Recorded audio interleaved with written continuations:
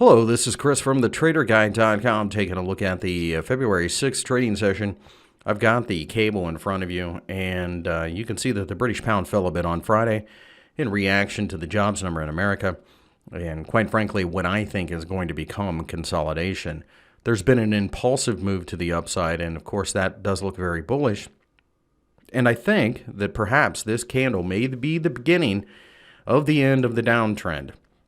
Having said that, you can see that this weekly candle is a little less than impressive. So while it looks like we may pull back, that's kind of what I'm counting on. I'm counting on a lot of choppiness. Currently, I see the 1.24 level as the floor in this market. And as a result, as long as we can stay above there, I don't see any reason to sell. But I also see that somewhere around 1.27, really 1.2750 above, which is this high here, is the resistance. I think we're going to spend a lot of time in this area while the market decides what to do next.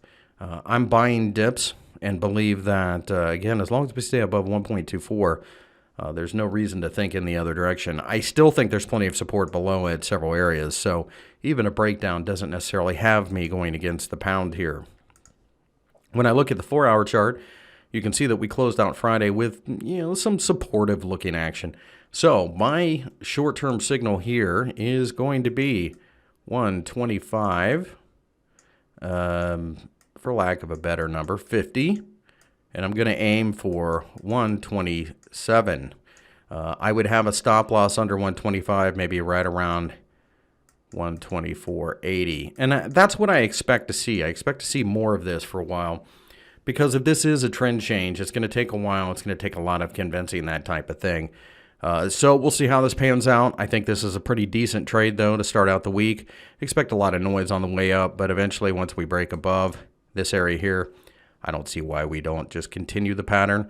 You can also see that the highs are starting to get a little bit, or the lows are starting to get a little bit higher here, indicative of building bullish pressure.